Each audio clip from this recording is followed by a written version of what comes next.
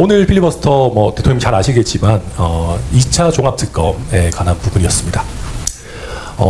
저는 오늘 이렇게 필리버스터를 좀 생각보다 일찍 종료하고 대통령님 뵈러 와야겠다라고 생각한 것이 필리버스터를 더 하는 부분도 의미가 있겠지만, 사실 실질적으로 이 2차 종합특검법에 대해서 제2요구를 하셔서 다시 한번 국회가 논의하도록 하실 수 있는 권한을 가지신 분이 대통령님이시기 때문에 오늘 뵙고 2차 종합특검법의 제2요구권을 행사해 주십사 하는 부탁의 말씀을 드리려고 왔습니다. 개혁신당이 국민의힘과 공조하여 필리버스터에 나선 것은 개혁신당을 위한 선택이셨겠으나 정치의 본질은 국민이라고 생각합니다. 특검은 여당의 무기는 아니거든요. 대통령님께서 행안부 장관 산하에 있는 경찰의 국가수사본부에게 열심히 수사하시라, 이거는 대통령님 관심 사항이시기도 하고 여당의 최대 관심 사항인데, 최선을 다해 수사하라고 하면 저는 국가수사본부장이 눈에 불을 켜고 어쩌면 2차 종합특검을 하는 것보다 더 잘할 수도 있다고 생각합니다. 그리고 그렇게 해주신다면은 저는 이게 국가수사본부와 경찰에게도 굉장히 뜻깊은 일이 될 것이다. 굉장히 중요한 중차대한 사안에 대해서 대통령님께서 대통령님 지휘하에 있는 경찰과 국가수사본부를 믿고 사건을 맡겨주신다고 하면 또 경찰로서도 굉장히 중요한 사건에 특수수사 역량을 이번 기회에 더 한 단계 업그레이드 시키는 그런 좋은 계기가 될 수도 있다고 생각합니다. 애초에 이 내란 특검은 경찰이 셀프 수사를 할 수 없고, 또 김건희 특검 같은 경우는 지난 3년 동안 검찰이 제대로 수사하지 않았던 문제 때문에 출발을 했던 것입니다. 외환, 군사반란 혐의, 노상원 수처, 그리고 양평고속도로 문제까지 3대 특검의 미진한 수사 대상들이 정밀하게 나열이 되어 있습니다. 저는 이번 기회에 여당이 죽은 권력을 부관 참시하기 위해서 특검을 재차하는 이런 나쁜 선례를 만들기보다는 필요하면 특검에서 활약했던 국가수사본부의 수사관들, 그리고 특검에 파견 나갔던 검사들도 합쳐서 합동수사본부를 만드셔도 되지 않겠습니까? 그렇게 한다면 오히려 2차 특검을 하는 것보다 더 효율적이고 또 비용도 훨씬 적게 드는, 인건비를 아끼면서. 예산 문제도 말씀 주셨는데, 검찰 예산의 1% 정도도 민주주의의 회복을 위해서 쓰지 못할 이유는 저는 없다고 생각하고요. 초대해 주셔서 감사드립니다.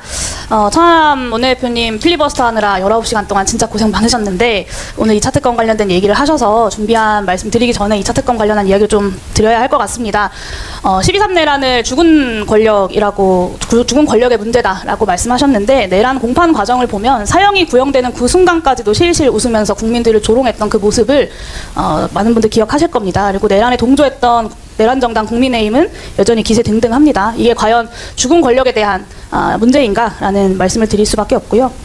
대한민국 민주주의를 바로 세우기 위해서 국회와 정부는 힘을 합쳐야 하고, 오늘 만남의 취지도 그런 것일 거라고 저는 생각합니다. 그래서 그런 부분을 더 깊이 오늘 여기에 참석해 주신 분들을 포함하여 천하람 원내대표님께서도 헤아려 주시기를 부탁드립니다. 그리고 미래를 위한 제안도 한 말씀 드리려고 하는데요.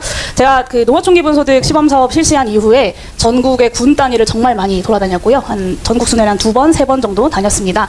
10개 시범사업 지역 중에 충북 옥천을 제외하고 모든 지역에 제가 다 가서 주민들을 만났는데, 영양군에 갔을 때 영양군에 계신 한 어르신이 너무 내가 솔직히 이재명 안 뽑았지만 기대가 된다, 농어촌 기본소득, 이런 말씀을 주시더라고요. 그 말씀을 들으면서 농어촌 기본소득을 포함한 기본사회 정책이 이후에 내란을 청산하고 난 이후에 사회통합의 중요한 키가 될 수 있겠다라는 가능성을 봤습니다.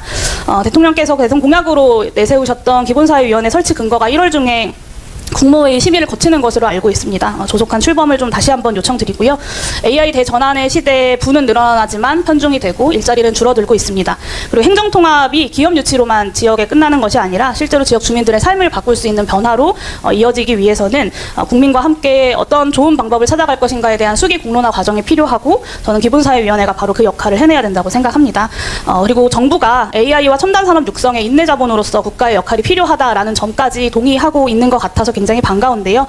국가의 역할이 단순히 민간 자본의 유치를 위한 마중물 역할에만 제한될 필요는 없다라고 생각합니다.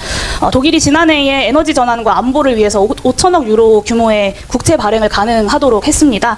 대한민국 예산의 1년 가까이를 결단을 한 것인데요. 대한민국이 그런 결단을 하지 못할 이유가 없다고 생각하고, 대한민국도 더 과감한 미래를 위한 투자가 필요하다라는 점을 당부드립니다. 그리고 국가가 직접 투자한 지분의 이익은 국민 배당으로 환원할 수 있습니다. 10년, 20년 뒤에 지속가능한 성장 성장을 위해서라도 이 분배 선순환을 위한 국가의 적극적 역할이 필요하다는 점도 아울러 말씀드립니다. 국채 발행을 통한 미래 투자 그리고 조세 개혁을 통한 재정 확보, 국가 투자 이익의 국민 배당 등을 기본사회위원회에서 함께 공론화해 주시기를 조속한 출범과 함께 요청드리고요.